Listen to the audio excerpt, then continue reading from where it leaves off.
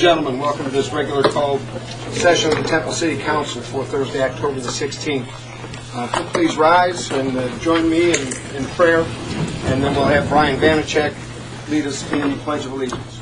So please bow with me.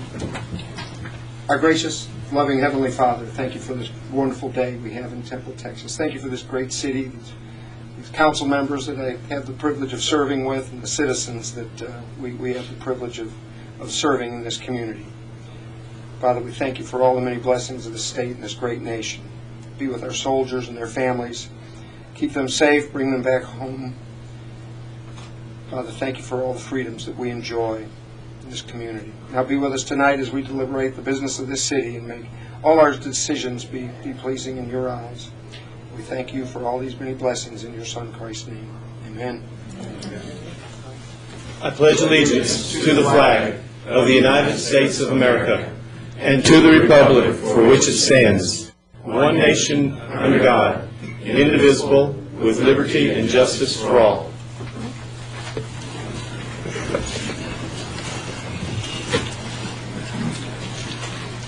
I'll let you get resettled and comfortable, and then I'll call you up here so we can do a proclamation. We have a number of folks with us tonight from SPJST, and we're going to do a proclamation for Czech Heritage Month. So Brian and staff and board members from SPJST, yes, introduce it. Mr. Mayor, I'd love to introduce our special guest today. I have first on my right here, that's Mr. Donnie Victorick. He's our Supreme Lodge Chairman out of Snook, Texas, and he's also District 1 Director. And on my left here, representing District 5 out of Houston, Larry Fluhoff. He is an SPJST Director also. And we have our Editor and Director of Communication in back, Melanie Zavodny, her assistant, Catherine Smith, and in front row here, John Hulsher, State Youth Director. Thank you, Mr. Mayor. Thank you. Brian and Donnie, Larry, welcome. Glad to have you with us this evening. And it's a big weekend in Temple, Texas for Czech Heritage Month. So it's my pleasure to present this proclamation. Whereas the month of October typically brings many festivals throughout the state of Texas to celebrate and honor the heritage of the state's Czech descendants. Whereas in the primary period of migration from Czech lands, over 250,000 people of Czech ancestry arrived in Texas to make this place their home. Since that time, the number and stature of Czech descendants living in Texas has grown tremendously, and there are well over 1 million people living in all areas of the state and walks of life who can claim Czech heritage. Whereas Texans of Czech ancestry take great pride in sharing with the rest of the state their contributions in the areas of art, music, literature, food, folklore, and many other fine customs that are part of Texas's rich, diverse culture. And whereas this pride is displayed annually in the month of October by Czech heritage societies throughout the state as they stage various festivals, some of which have been passed down from generation to generation. And now therefore I, William A. Jones III, Mayor of the City of Temple, Texas, do hereby proclaim October of 2008 as Czech Heritage Month in the City of Temple. And I encourage all citizens to recognize the significant and lasting contributions made to the entire state of Texas by persons of Czech descendancy. In testimony whereof I witness my hand and the seal of the City of Temple and present this to you on this, the 16th day of October of 2008. And Brian, thank you very much for all you do in our community. We're proud that SPJST is a home office in our city, and we're appreciative of all of the directors who come to our city regularly. Thank you very much. Thank you, Gary. And appreciate it. Do you or squeeze in there? Okay. Pull in tight.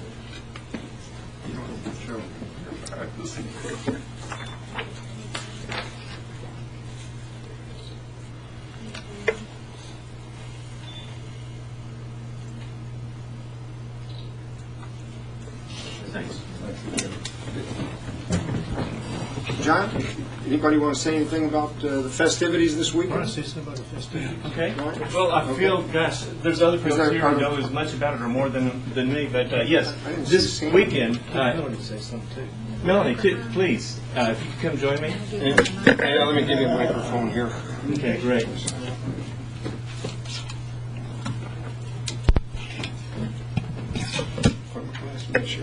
While the mic is going, I'll talk loudly, okay? No, we're televised. So. There you go. Okay.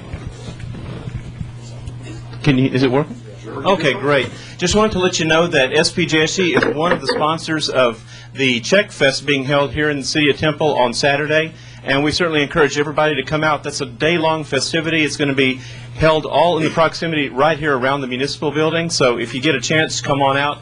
Melanie, would you like to fill everybody in on some of the activities going on? Sure. We will have many arts and craft vendors. The music kicks off at 10 a.m. and it goes until 12 midnight. One of the exciting parts of the festival will be a Little Miss and Mr. pageant, Czech Fest pageant. We're really excited about that. We have a lot of other activities planned, and another exciting activity is Farm Olympics, and I think I'm going to let John tell us about that.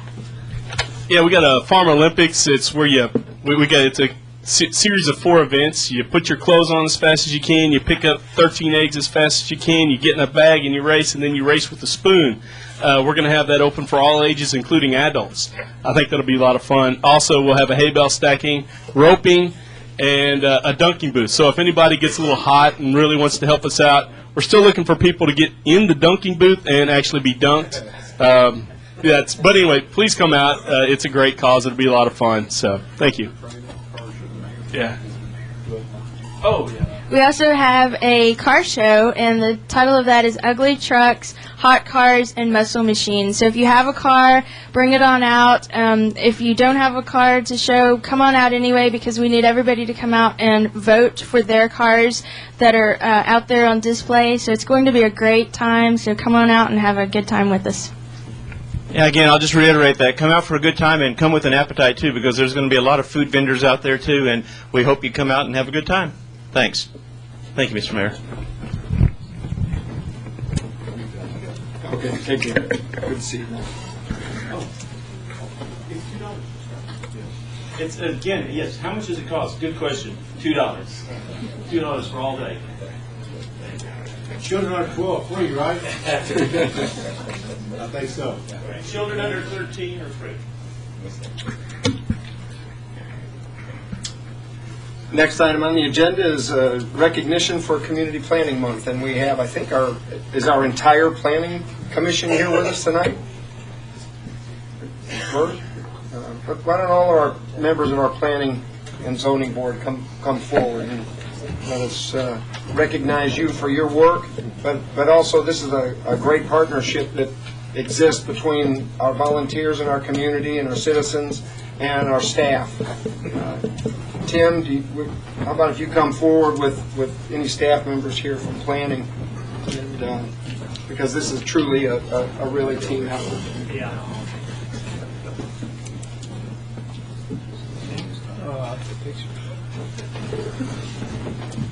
Are we missing Alan tonight? Okay, Alan's up here in this picture. Okay. Susan and Susan. Okay. All right. Well, somebody wrote this. This is a long proclamation here tonight, so it almost exceeded the number of whereases. A lot of the proclamation. Yeah. So, from the office of the mayor, allow me to present this proclamation in recognition tonight.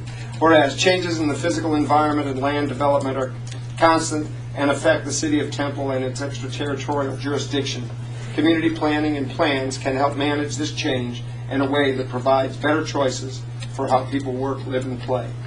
Whereas community planning provides an opportunity for all residents to be meaningfully involved in making choices that determine the future of this community.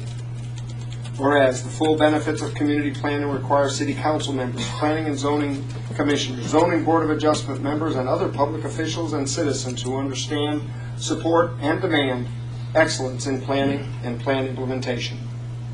Whereas the month of October is designated as National Community Planning Month throughout the United States of America and its territories, and whereas the American Planning Association and its professional institute, the American Institute of Certified Planners, endorse National Community Planning Month as an opportunity to highlight the contributions sound planning and plan implementation make to the quality of our settlements and environment. Whereas we desire to express appreciation to the Comprehensive Planning Advisory Committee, who facilitated a new comprehensive plan which was approved on September 4th of 2008 to guide our city through the next 20 years of growth with regard to urban design, land use, transportation, utilities, housing, and economic development. whereas we recognize the many valuable contributions made by the City Council, Planning and Zoning Commissioners, the professional planners and staff of the City of Temple, and extend our heartfelt thanks for their continued commitment to public service by these professionals. And whereas we thank the thousands of citizens who are contributing their input into the process of planning for Temple's future, property owners and development community that is committed to creating a built environment that benefits Temple now and for future generations. And now, therefore, I, William A. Jones III, Mayor of the City of Temple, Texas, do hereby proclaim October of 2008 as Community Planning Month in the City of Temple, Texas, in conjunction with the celebration of National Community Planning Month. And in testimony whereof I witness my hand and the seal of the City of Temple, Texas, this 16th day of October of 2008. Bert, let me present this to you as the chairman of P&Z, and we appreciate your service, and congratulations on being elected the new chair. Thank you. You're welcome. Thanks. Thanks to each and every one of you on planning and zoning. It's a big job. You put in a lot of time, and we appreciate it. It is very important and very valuable to this city and to our staff members who also do a phenomenal job for the P&Z Commission, but also our citizens. Thanks for a great job, Tim and staff. So appreciate it. Thank you. Kurt, you want to say some things? We'll get first with you as new chair and Mike Pilkington as new vice chair. All right. Susan Luck is not here tonight. Susan just served the past year as chair. We serve at the pleasure of the commission and the council. We thank you for the opportunity to serve. We wish you'd get our salary up on about the same level as yours, but we understand that you're working on that. But we do enjoy the volunteer service, and we have the same interest, growth of Temple in an orderly and planned manner, and then protecting what's here now for the citizens. So thank you for the opportunity. You bet. Thank you.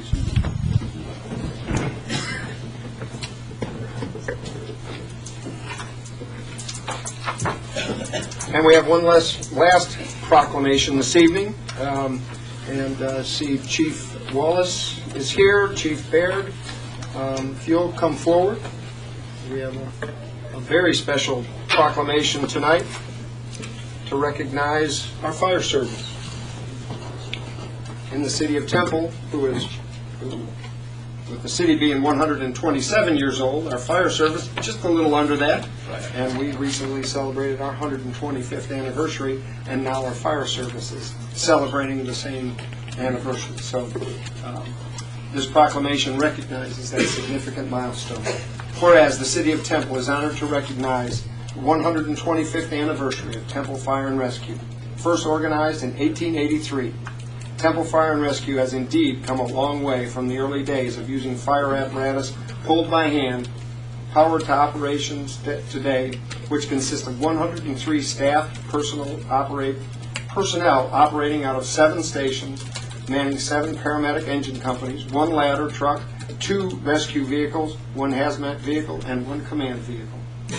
Whereas this special recognition provides the opportunity to thank our firefighters for their excellence of service and dedication to all citizens as they willingly sacrifice their lives for our protection. And it also provides the opportunity to remember and honor the many firefighters who have served this community over the past 125 years. Whereas their devotion to duty has earned them our respect and lasting gratitude, and whereas we desire to express our sincere appreciation to the present and past firefighters in our community who have worked to make a safer place in which to live. Now, therefore, I, William A. Jones III, Mayor of the City of Temple, Texas, do hereby recognize Temple Fire and Rescue for 125 years of dedication to the safety and well-being of our community. And I encourage all of our citizens to extend their heartfelt appreciation to each and every one of the present-day firefighters for the sacrifices they willingly make daily for us, and to honor all those firefighters who have been a part of the Temple Fire and Rescue for the past 125 years. We truly owe them all a debt of gratitude. In testimony whereof, I raise my hand and seal of the City of Temple, Texas, this 16th day of October, 2008. Chief, congratulations. Thank you for leading a fine group of men and women that help protect us in this city. Thank you so much. Chief, thank you. And to our newest chief. Sir. Congratulations. Thanks for the job. Well done. Appreciate you. Thanks. Any comments you want to make? Yes, you please. Thank you. Okay. face us, face them, your choice. Okay. Thank you, Mayor and Council. I certainly appreciate receiving this proclamation, and it's certainly a humbling honor to represent this department. We will be trying to show some of our appreciation to the citizens of Temple on Saturday. We will be out at the Whistle Stop Playground, and we'll have activities there for the kids and for our citizens there. We will be serving up my world-famous pancakes that the mayor, you so gracefully assisted with last year as our celebrity chef. And this year, I may say that the city manager, Mr. David Blackman, will be there as our celebrity chef for flipping pancakes and all. So if all of you will come out and take part in that, we'd certainly appreciate it. So thank you all very much. That's our surprise. All right. Thank you. Thank you. You're welcome. Thank you, Chief. Excuse me. Next on our agenda is an opportunity for public comment. Citizens who wish to address the council on any matter may sign up to do so prior to the meeting. Public comments will be received during this portion of the meeting. Please limit your comments to 3 minutes. No discussion or final action will be taken by the council at this time. First, we have Mr. Wade Boswell. Mr. Boswell.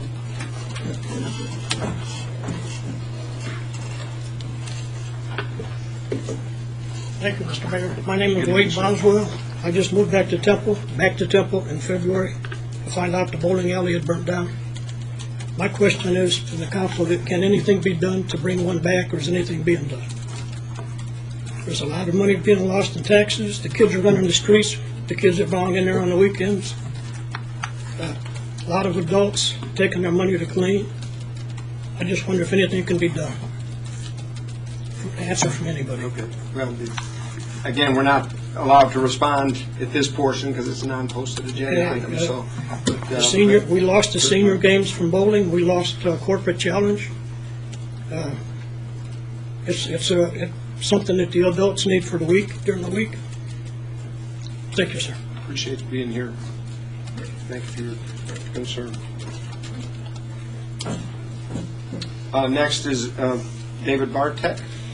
Barty? Okay, excuse me. That's okay. Good evening, Mayor, Council. Good evening, sir. My name's David Barty, and along with my wife, we reside at 4413 Lowe's Drive. I want to say it's probably Canyon Ridge community. I want to say it's a subdivision because there's a couple of through streets that connect our neighborhood to a few other neighborhoods. We've been living there since February, March of this year. And there is a concern, and I'm speaking on behalf of all the residents within our community. There's probably 30, 35 homes so far. And I believe David Patterson was the builder and the owner of that land, and still, I guess, still owns quite a few lots there. I have, along with myself and my neighbor, Russell Martin, we have been down to the police department more than once to file a complaint about not only the volume of traffic, but the number of motorists that are not obeying the speed limit of 30 miles an hour through our neighborhood. 30 miles an hour for a residential street. I think it's ridiculous speed limit. And these motorists are not, they're flying through our street of Lowe's Drive. And I have presented this to Marty, who I believe is our district councilman. And I presented him yesterday, and I believe he's out of town this weekend, a written statement of complaint to the city with our issues and concerns. It's a major safety issue, and it's a matter of time where someone is hurt or, I'd hate to say it, a horrific accident. It's going to happen. We've been down to the police department. We have not seen one police officer patrolling, radaring, anything. So it's kind of fallen on deaf ears. So that's why I'm here to present it to you guys. I went around and knocked on every door and spoke to about 90% of our neighbors within the community, and there's a unanimous decision that there is something needs to be done. Ideally is to shut off and close those two roads from our neighborhood. If not, speed bumps. There's not enough stop signs, not enough lighting. And Lowe's Drive, they're using this as a shortcut to stay off of 31st and to go from Waters Dairy to Canyon Creek to Marlin Wood and use that back street to get to Walmart and Lowe's and so forth. But they're not only flying through our neighborhood, but I want to say 98 to 99% of the traffic is through traffic. And it's a major concern, major safety concern. So at least it's on record. And speaking with Marty, he said it's been brought forth before, I guess, before the neighborhood was created and Lowe's Drive was built.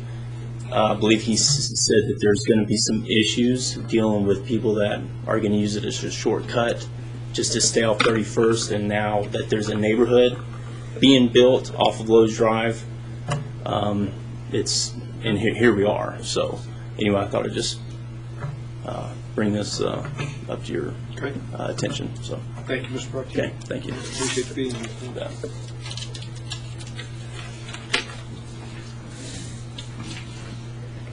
Next item on the agenda is the consent agenda. All items listed under this section, consent, are considered to be routine by the City Council and may be enacted by one motion. Discussion is desired by the Council on any item. It may be removed from the consent agenda at the request of a Council member, and it will be considered separately. This is item 4, A through K, and I know we need to pull item E. Council, are there any other items under the consent agenda that need to be removed for individual consideration or vote? If not, I'll entertain a motion on the consent agenda. Motion to approve item 4, A through D, and F through K. That motion, is there a second? Second. Motion a second. Further discussion? There being none, Madam Secretary? Councilmember Jeter? Aye. Mayor Pro Tem Luna? Aye. Councilmember Schneider? Aye. Mayor Jones? Aye. Item 4E is to consider adopting a resolution authorizing a construction contract with Shella Ford Construction Company of Temple for the construction of a multi-use athletic field and parking lot to serve this field in Lions Park in the amount of $202,050.25. I don't believe this needs a presentation. We just had to do it for voting purposes. So, unless a council member wants a presentation on it, I'll entertain a motion for item 4E.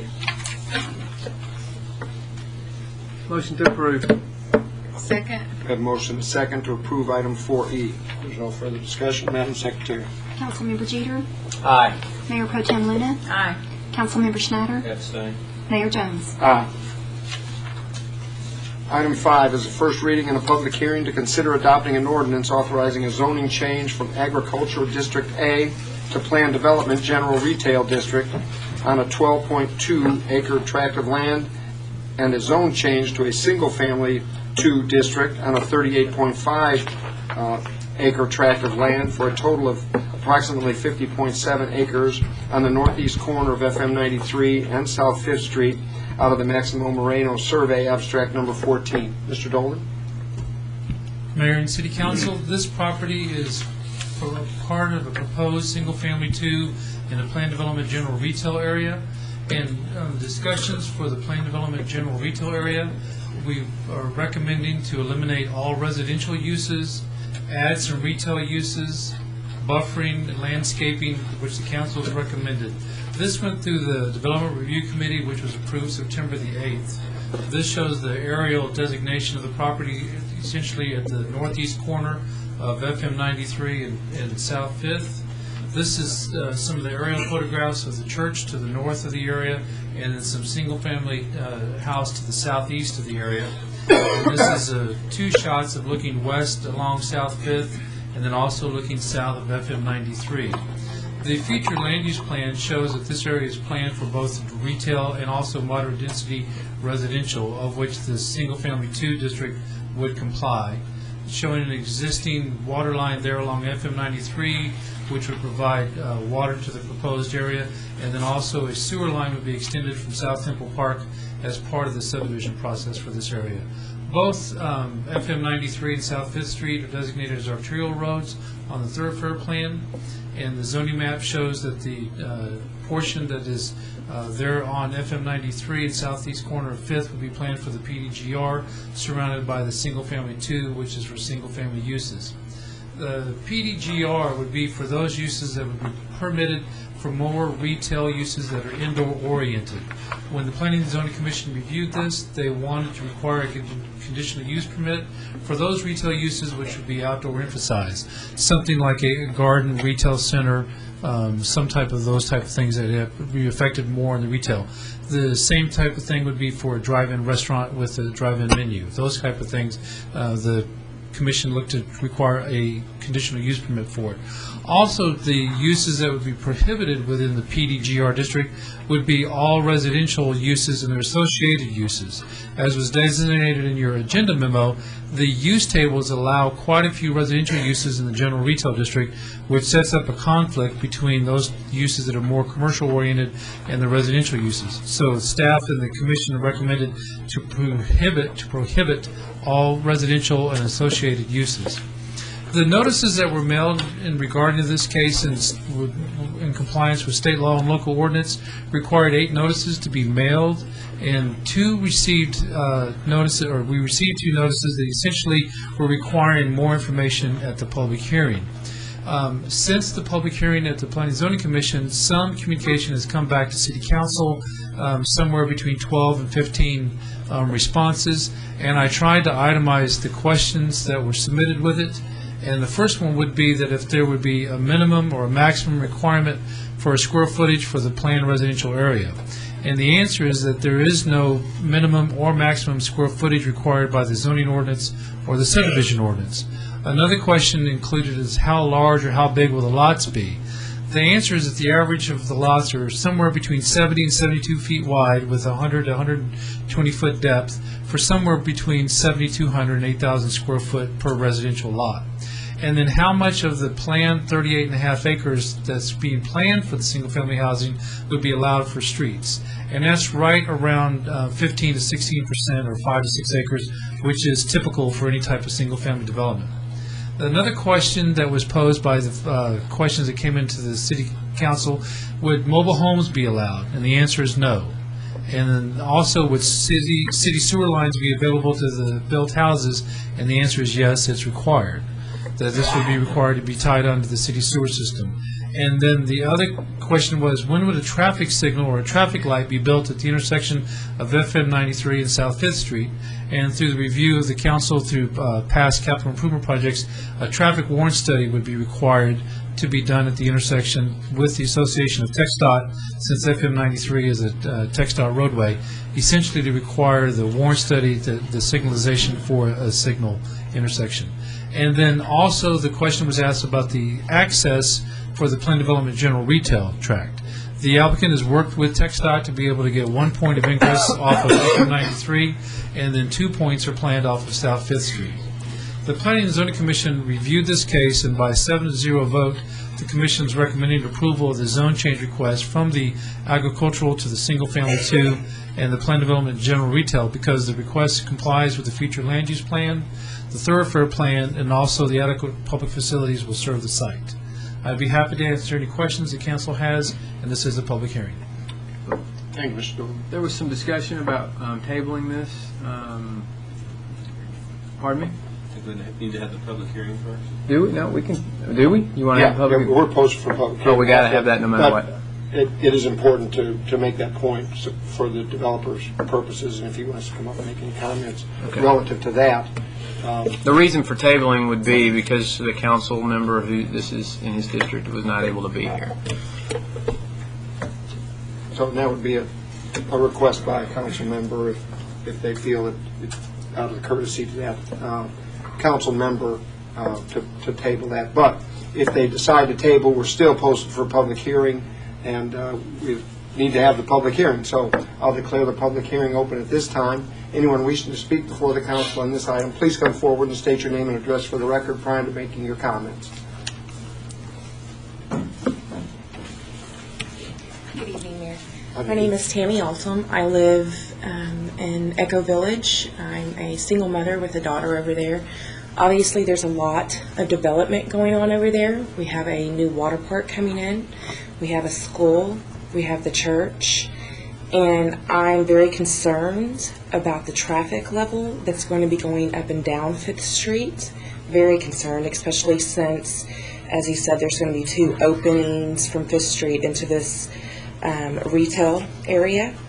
I'm concerned, again, since there will be no stoplight at the end of 5th Street and how long it would take for a stoplight to get put in at the end of 5th Street. I'm concerned about the residential buildings that would be going there, what that entails, if that entails residential areas such as Echo Village or the other residential buildings around there, or if it would concern or entail more of a Section 8 or apartment living. Because again, this could bring down the property value of our homes that we've all worked very hard for. So I wanted to bring this before you to keep into consideration that with all this traffic, how hard it is to get up and down 5th Street on a 2-lane road. Thank you. Thank you, ma'am. And go ahead. Michael, didn't we talk about a traffic signal at that intersection? Do we as much as allocate some funding for that? Or just the study?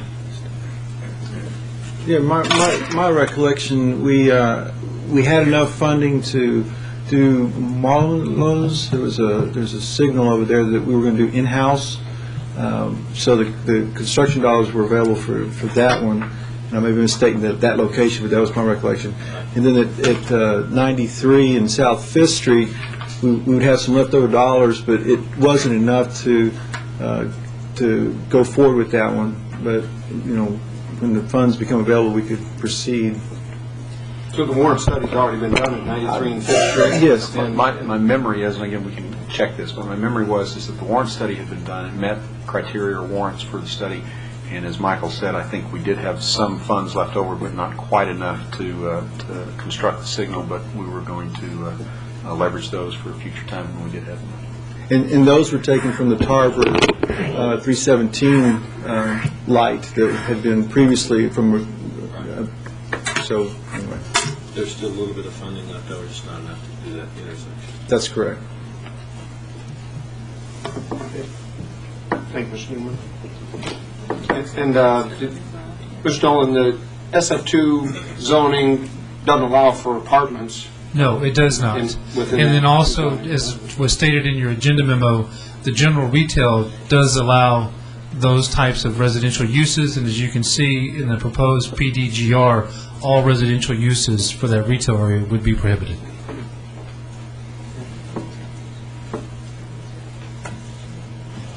Anyone else wishing to speak before the council on this item?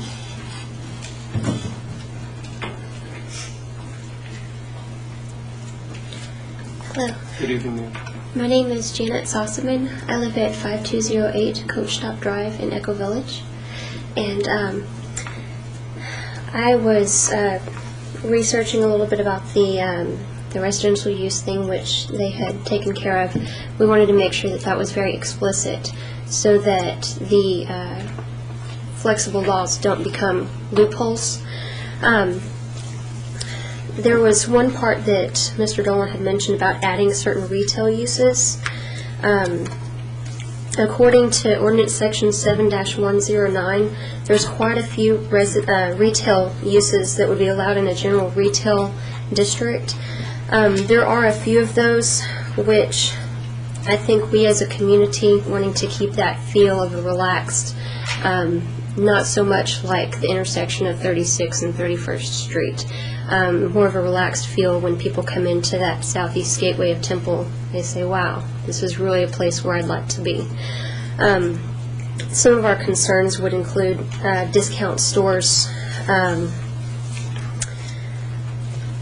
hardware type of like a hobby shop where you can repair vehicles, things like that.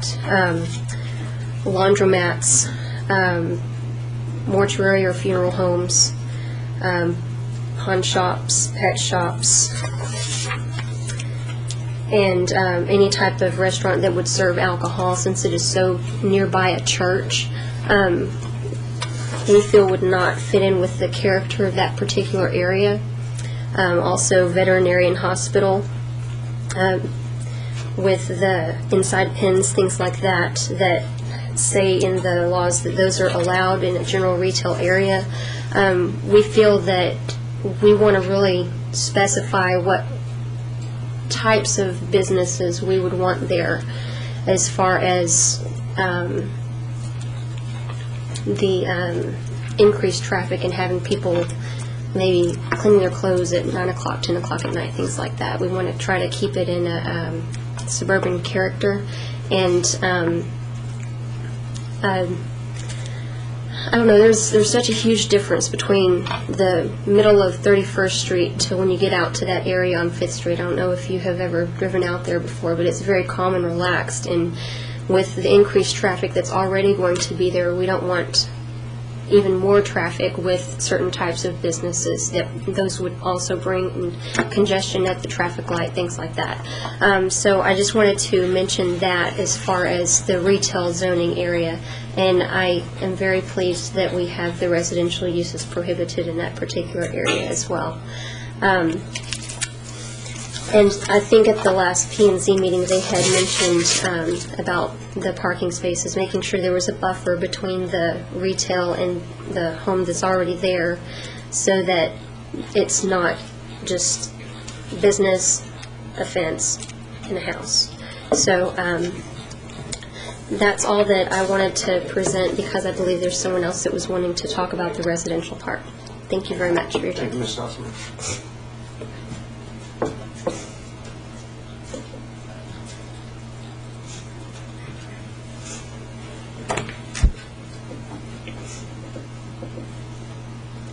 My name is Cynthia Bankston. I live in the house that was pictured along with the church at close to the corner of FM 93 and the south end of 5th Street. And I am respectfully wanting to submit a couple of requests as this project goes forward. I assume it will be brought forward, and I want all of you here today to know that I have I don't oppose the idea of having general retail on the corner. I assumed always that that would happen. I don't oppose the idea of having a residential subdivision. I just hope that this would be in character and in keeping with the general appearance and feel of the area. I have some changes to the proposal that I'd like to present, and I have some extra copies. Does anyone... You can certainly submit those for the record. Absolutely. Okay, where do I submit them? You can just give those to me. All right. That was pretty easy. Yeah, thank you. Okay, and I'll read from my list of the proposals. Number 1, change the residential zoning currently all SF2 so that all or at least a significant portion of the development be zoned SF1. This would be more in keeping with the sizes of all of the residential lots adjacent to the property in question, as well as all residential lots now located within 200 feet of the aforementioned property. And I think a combination of SF2 and SF1 would make for an attractive development, and certainly variety is something that is of value when you're looking at the saleability of the project. I had here some pictures of our house and some just general showing the landscaping, but the trees around it have grown since then, and the current photo that you folks have is just fine. landscaping and the feel of an attractive residential community is what all of the current residents are asking for with this new residential project. And of some concern is the fact that not so much in Temple, but in other areas in Bell County, for example, Killeen, there are some communities, and these of course are designed, I realize, for service families and such, and that's great, but I'm not sure that we need such a community here. And I have some pictures of these communities, and you can plainly see that there are there's no landscaping and no nothing, and so that's something that I think is a major concern for all of us. And I thank you for your time. Thank you, Ms. Bankston. Anyone else wish to speak before the council on this item? You're welcome to come forward, sir. This is not, I live in Echo Village, and my neighbor brought out everything she wanted to. But I want to ask this council, how can hunters get away with shooting doves in our backyard and the pellets are falling on our patios? Well, that's off the subject of this item, and we really can't address it, but there's an ordinance relating to that, and if they're violating the ordinance, then that's another situation entirely, but we really can't address that any more than that because it's really not posted for discussion. Thank you, sir. Sorry.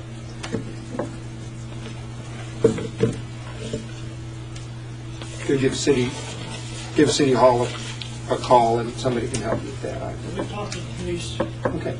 Every time they go on, I guess the guys disappear. Anyone else wish to speak to the council on this item? Mr. Mitchell. Yes, sir, Mr. Mayor, Councilman. I am Bob Mitchell with Mitchell & Associates. I'll be the design engineer for this particular project.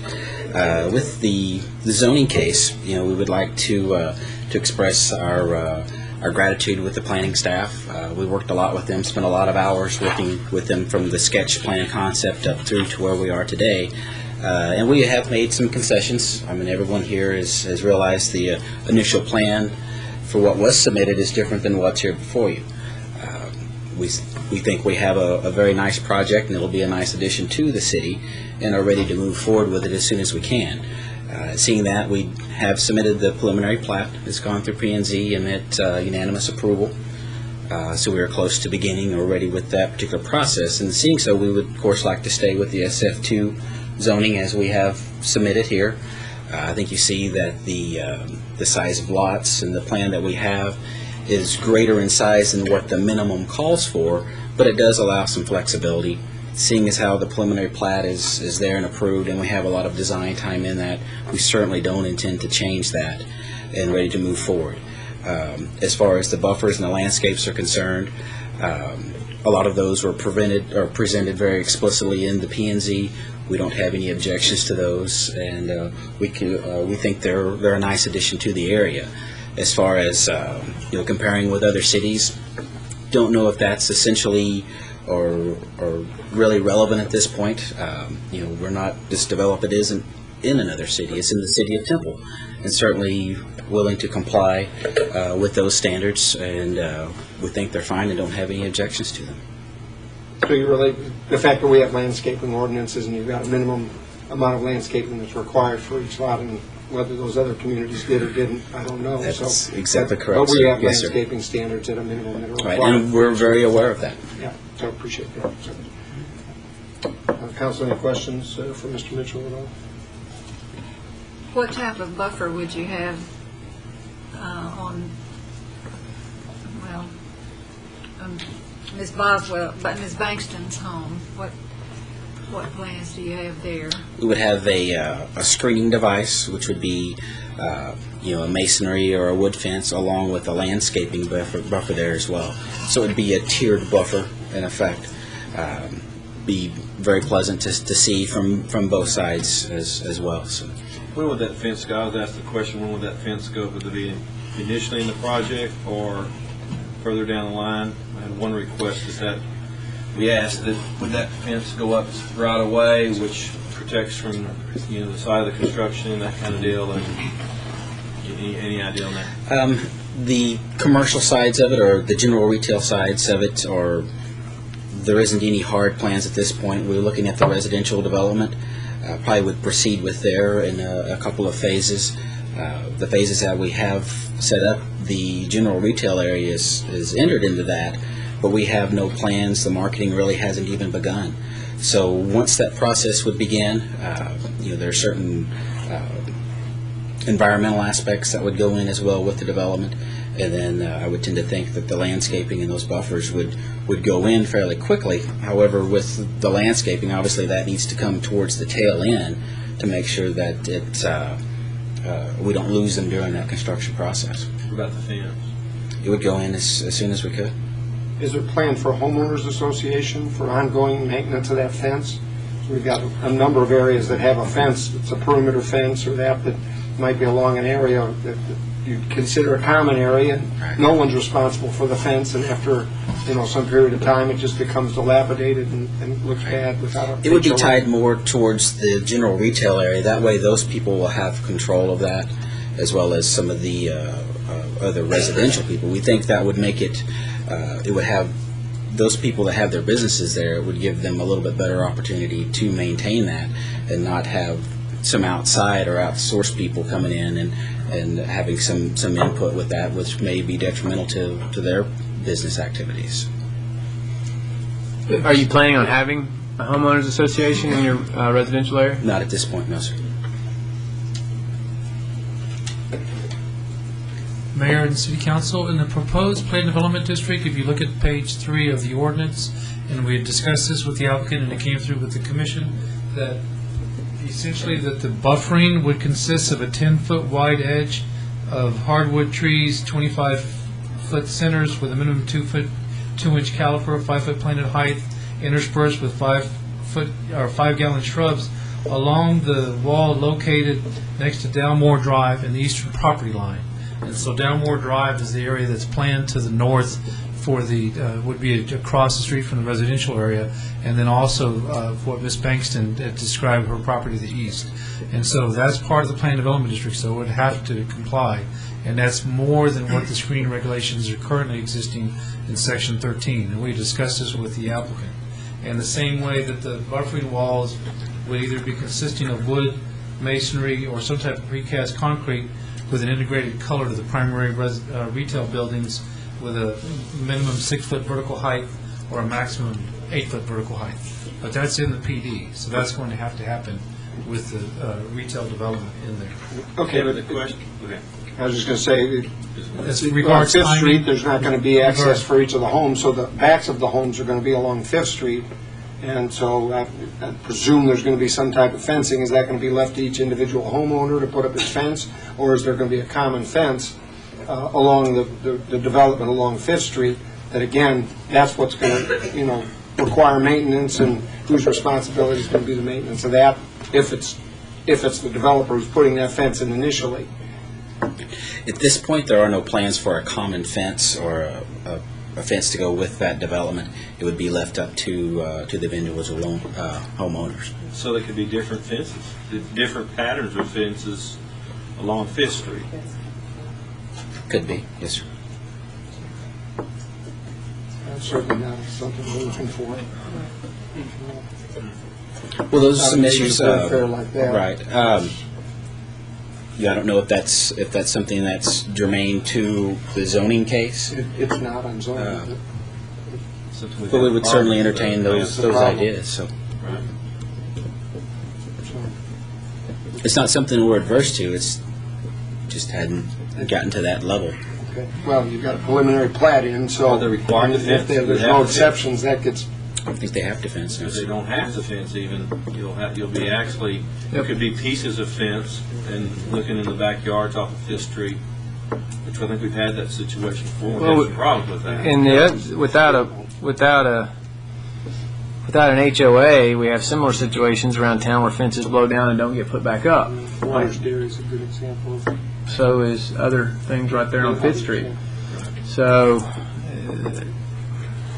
Well, we are going to table this, I'm assuming. Well, I think something we could look at is I think that's going to be an issue, Mr. Mitchell, as far as on Fifth Street, as far as a common fence that goes up. Okay. I think there's one down the street that did that after the subdivision was done. They had that common fence that's up, and you really don't see the construction from Fifth Street, and every body's fence backs up to that common fence, and it's going to be like that, you know. Okay. That same look. And then the other thing is when does the buffer zone? I know that as far as the vegetation, trees, and that type of deal, I know you got to be constructed and can provide water and that stuff for the trees. But when does that fence, when that becomes PD, when does that fence have to go up? I mean, at what point? Anytime? Tim, I'm asking that question. It would have to be before a certificate of occupancy was issued for any retail structure built inside that PDGR area. So And the council has discretion as part of the plan development to dictate when that should be there.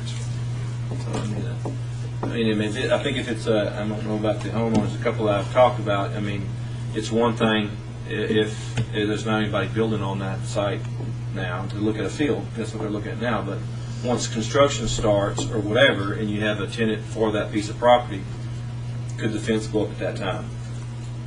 I don't know. That's kind of some of the questions I had asked, and I thought I'd ask. So if you could look into some of those items, Mr. Mitchell. Sure, I can. That'd be helpful. Is there a problem? We talked about tabling this. Likely to hear Mr. Councilman Janzek to listen to the public hearing as well. Is that going to be a problem for the developer? Postpone it one meeting? It's one meeting. It's a 3-week delay because our next council meeting is the 6th of November, and so. Then you'd have a second reading in 2 weeks. That I'm sorry. Then you'd have a second reading 2 weeks from that day. 2 weeks from that day, and that'd be the 20th of November would be the second reading. Okay. 2 to 3 weeks. Does it kill the project? I mean, we would like to move forward, obviously, but if that's the council's way. Sure, but we're not looking to put a hardship or a burden. If we need to move, and if we don't have to, it gives a little more time to work through some of these questions we have. Maybe you can work back through with staff and see how we can address those. What we'll do if it's council's wish, to table the first reading, we'll suspend the public hearing so that we'll come back with a public hearing at the next meeting as well for that first reading. So that'll give citizens an opportunity again, and Mr. Janzak, whose district this is in, an opportunity to hear from his citizens beyond the contacts we've already had, but in a public setting. And at that point, we'll entertain the motion on the first reading. Okay. So that's procedurally what we're looking at. Okay. Okay? Yes, sir. Great. Good. Any other questions from Mr. Mitchell? Thank you very much, sir. Appreciate it. Thanks. Anyone else wishing to speak to the council on this zoning? Ms. Banks?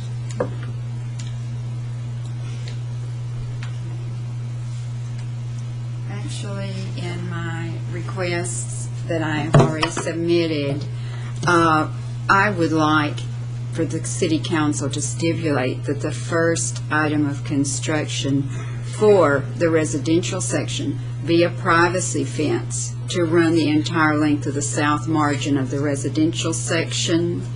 And this would really be a necessity to protect the property that's already there, because we all know how dangerous a construction site is. And it's one of those things that I really feel that the building, whoever's doing the construction, needs to do that just for the sake of safety and also for the sake of appearances later on. I'm very pro a nice privacy fence all around this subdivision because that's how all the subdivisions in the area are. And it seems that otherwise this particular proposed one would stick out like a sore thumb. I also am wondering if this proposed subdivision is planned for individual homeowners or for rental property. And that would be something that I would like to see looked into and discussed further. And I would also hope that as the project goes forward, that the City Council would stipulate that all city building and landscaping codes be strictly enforced in order to enhance the value of the property. And I believe that those modifications would be beneficial, not just for myself or just for my current neighbors, but also for future occupants in the area. Thank you. Ms. Banks, Tim, could you put the map up as far as where the new property is and show us what fence you're talking about on that map? I think she's talking right around in here. That's the residential. That's Ms. Bankston's home right there. That's my house right there where the So that's that's residential on the top. So you're talking about the fence that goes east and west north Yes, I of your am. property. Yes, I am. And then the one that goes north and south that's west of your property, that's general retail. That's the retailer. Yeah. Right, and that fence that goes north and south by her property, that's the one. Is there a fence there? That's the buffer zone, correct? Yeah, this is the buffer zone. And that fence goes up when you get the first tenant in there, Tim? Is that what you're telling me? By the ordinance, and then the commission has the right to, or the council Is has that the right all the to way be able across, to. or I just crossed the first parcel? It would be for that platted, if it were platted, it would be for a per platted lot. Per platted lot. Yes, So sir. it may not be the entire length, it may be a piece. Yes, no? Yes, by the way the ordinance is written for the screening, and it wasn't stipulated the entire fence be built at one time in the PD, which could come back at a future meeting. Or Just so you know that, I mean, that question was asked by someone else as well, and Okay. I said I would bring that up. Well, I would hope that the fence would be complete. Well, I mean, if there's no construction on the general retail area, you'd still be looking at a field. But as soon as construction would start in that area, and would that be the time? I'm asking the That's- question. Would that be the time yes. that you'd like screening? Yes, and also for the residential section. Is that project phase? Yes. So if the first phase was, I guess I'm assuming it's going to be close to Fifth Street. So if the second phase, if they're just building that first square up there, let's say, and then they're not on the second phase, would you be opposed to that fence not being there until construction started on the second phase or third phase, whatever that was? Is that what you're saying? I would not be opposed to that, but I would like to see the fence as soon as you can see development and construction. just prior to the construction starting in that area. I think That's what all. Mr. Mitchell was saying earlier, is you don't want to put it up too quickly because it could be damaged by construction. Oh, absolutely, absolutely. But I do want it put up. Thank you. Thank you, Ms. Bankston. Anyone else? Yes. I'm Gary Bankston, and I just want to point one thing out to clarify things for some of you folks later. The house sits right here. Put it on the top, as high on the hill as I could for aesthetic reasons. It'd been better for me if I put it here, but I didn't. But I abided by all codes and put the house a reasonable distance inside those codes because they're power line. You can't have a power line over your house.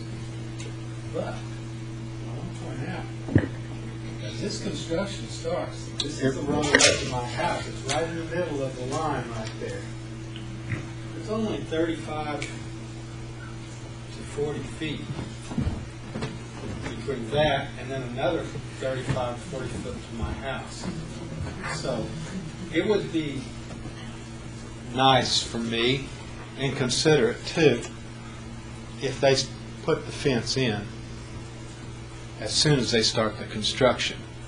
Because if not, I'm going to have bulldozers within 50 feet of my front door and back door for months and months. So I just want to point that out.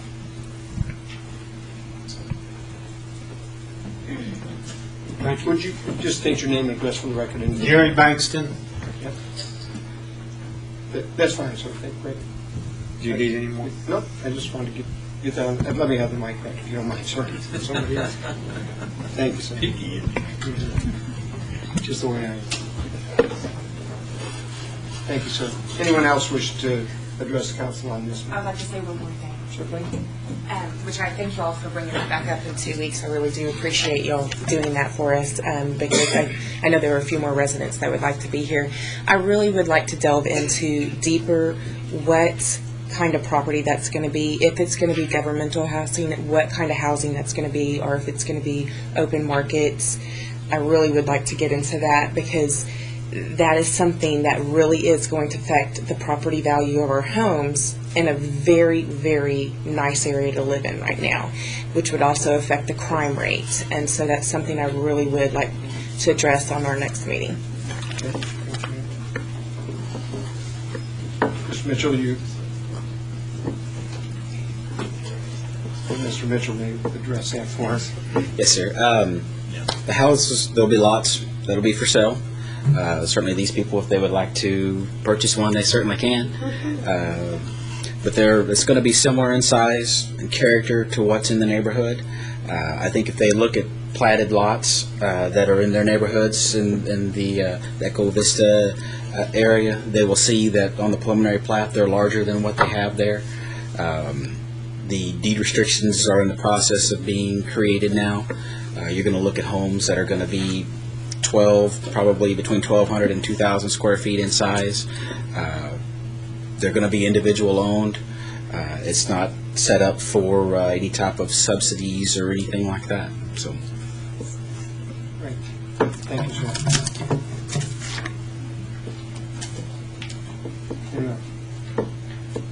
Here, we can get.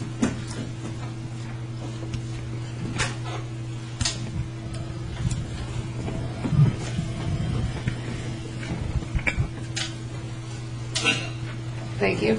My name is Nancy Etzel, 329 Big Timber Drive. There were a couple questions. I live out in Windmill Farms, which is a subdivision just south. Is it south? I just moved here last year, so I'm still a little confused. West, okay. As far as the HOA goes, we have an HOA. They will not repair fences, call about street lights, call about stop signs. They will do nothing. We barely got them to get our pool cleaned. So that's as far as whether or not they have an HOA. That may or may not happen with their HOA. And the privacy fence issue, as you all probably know, there's a lot of construction going out there between 317 and 2305. We have no privacy fence. It's just a very kind of quasi-fencing. And there is building going on in the community and on the outside road. And I can tell you our neighborhood looks like a dust zone. And so I don't know what exactly the status would be about putting up the fence. But the sooner you put the fence up and then begin building, better for the residents. And as far as crime rates go, that depends on your neighbors. Thank you. We're just your Windmill Farms? Yeah, okay. Windmill So that's Farms. 4305 and 370. Yeah, phase one. We're the old folks in the front. Okay. Thank you, sir.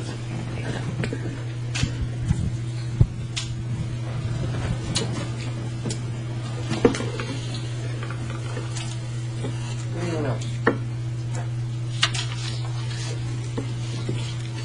Seeing no one else wishing to speak, I think I'm sensing the council might table this item, so I'll just suspend the public hearing for this time. And council, your pleasure. Motion to table. Second. I have a motion and a second to table the first reading on the zoning changes as presented. Is there further discussion? There being none, Madam Secretary. Councilmember Jeter? Aye. Mayor Pro Tem Linda? Aye. Councilmember Schneider? Aye. Mayor Jones? Aye. So this item will come back on November the 6th, back into the first reading again and be available for public hearing again at that time. Item 6 is the first reading and a public hearing. Consider adopting an ordinance authorizing a zoning change from Agriculture District A to Urban Estate District on approximately 2.1 acres of the north side of FM 2305, north of Weatherford Drive and Inverness Road, out of the George W. Lindsay Survey, abstract number 513. Mr. Dolan. Again, Mayor and Council, this is a continuation of the campus at Lakewood subdivision, which does have a homeowners association, and the Development Review Committee judged the project complete September the 29th. The aerial photograph shows the area that the 2 acres, a little over 2 acres, that's zoned agricultural that would be requested for the urban estate zoning. This shows that it's in compliance with the comprehensive plan. This shows the area that it would be changed from the ag to the UE. We did receive one letter opposing the request for the notices that were sent out required by state law and local ordinance. No statement was given why it was opposing the request. This shows the proposed plat was done for a preliminary plat, which was approved by the, a final plat, which was approved by the Planning and Zoning Commission for the planned single-family lots for the continuation of Richland and the Weatherford Court cul-de-sac. All these lots meet or exceed the urban estate requirements. The Planning and Zoning Commission voted unanimously in favor at its last meeting, 9-0, to recommend approval of this request because it complies with the future land use plan for the residential uses, the thoroughfare plan for the local residential streets, and the facilities that will serve the area to be brought forward with the water line, and the lots will have septic systems on those lots. I'd be glad to answer any questions that the council has. This is scheduled for a public hearing. Thank you, Mr. Miller. Council, questions for staff?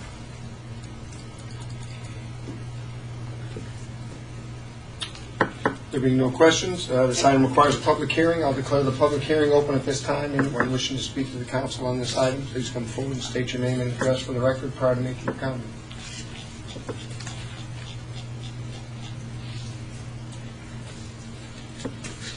Seeing no one wishing to speak, I'll declare the public hearing closed. Council.